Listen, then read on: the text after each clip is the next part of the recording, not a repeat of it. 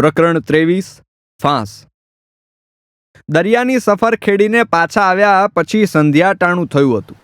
સાંજનો સૂરજ દરિયાના પાણીમાં ઠરવા જઈ રહ્યો હતો.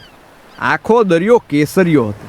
બધા જ કાંઠે ઊભા રહીને સૂરજના દર્શન કરી રહ્યા હતા. સૌના ચહેરા કેસરિયા હતા. સાંજે રામબાઈ અને શાંતા ચૂલા પર તાવડી મૂકીને બાજરાના રોટલા બનાવી રહ્યા હતા. ચૂલાનો તાપ થોડો ધીમો પડ્યો. રામબાઈને થયું કે એકાદ લાકડું વધુ નાખે તો તાપ વધુ થાય.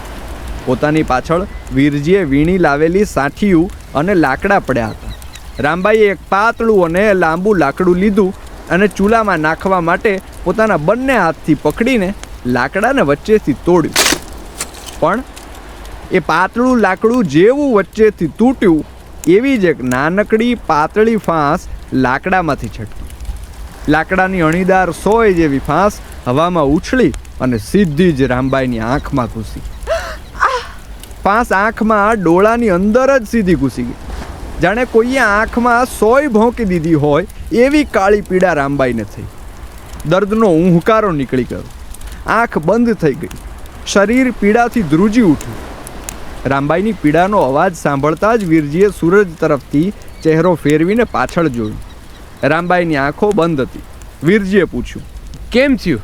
અરે કાંઈ નથ, આંખમાં કણું પડી ગયું, નીકળી ગયું. તમે તમારે આનંદ કરો ને. રામબાઈ આંખને ચોળતી હસીને બોલી. તે ઈચ્છતી ન હતી કે પોતાની આંખમાં ઘૂસી ગયેલી લાકડાની સોયને લીધે બધા તેની સેવા કરવામાં ભૂખ્યા રહે અને ઉપાધિ કરે. એટલે રોટલા બનાવ્યા. 20 રોટલા બનાવ્યા. આંખમાં સોય હતી અને પીડાને લીધે પરસેવો છૂટી ગયેલો છતાં કોઈ માણસ ભૂખ્યું ન રહે એ માટે તેણે રોટલા બનાવ્યા. કોઈને કહ્યું જ નહીં.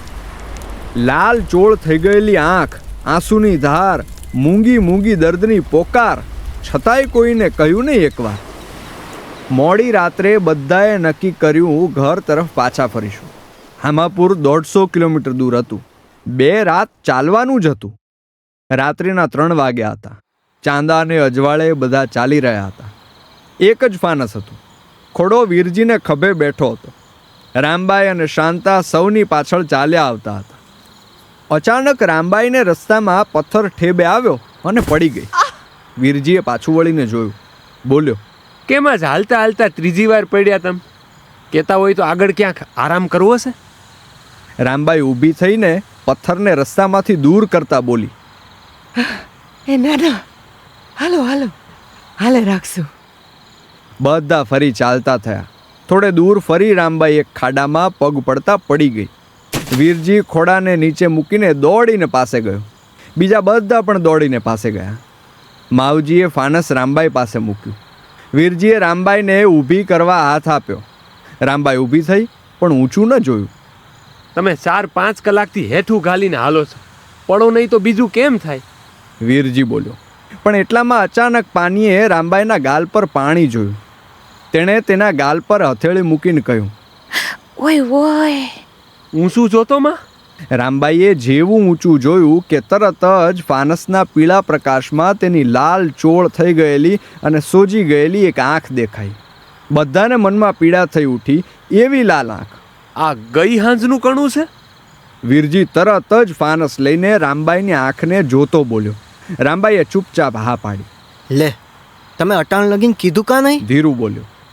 ભલા માણસ, આમ સહન કા કર્યું? માવજી પણ બોલ્યો. વીરજી કશું જ ન બોલ્યો. તે મનમાં સમજી ગયો હતો. અડધી કલાક બેસીને અંતે ફાનસના અજવાળે રામબાઈની આંખમાંથી વીરજીએ લાકડાની લાંબી પાતળી ફાંસ કાઢી. રામબાઈની હથેળીમાં આપી. દર્દ ઓછું થયું એટલે રામબાઈ હસી પડી અને સૌને નિરાશ થઈ. સૌ ફરી ચાલતા થયા અને હવે પાછળ રામબાઈ અને વીરજી હતા. રામબાઈએ રસ્તામાં એક ખેતરમાં ધોરિયામાંથી પાણી લઈને આંખમાં છાંટ્યું. ઠંડક થઈ. બાકીનો સંઘ આગળ નીકળી ગયો હતો અને વીરજી રામબાઈ પાછળ ધોરિયા પાસે બેઠા હતા. વીરજીએ પૂછ્યું, કેમ આટલું દર્દ વેઠ્યું બાઈ? કેમ મન કીધું નહીં? કેમ 20 રોટલા બનાવ્યા દર્દ ભેગા? એ તમારા કોઈના આનંદમાં ભંગ ન પડે એટલે. રામબાઈ હસીને બોલી. વીરજીને ખબર ન પડી કે આને દુઃખ ગણવું કે સુખ. એક તરફ તેને રામબાઈ તરફ માન થઈ આવ્યું કે તેણે કોઈના આનંદમાં ભંગ થાય નહીં એટલે કલાકો સુધી આટલું દર્દ સહ્યું.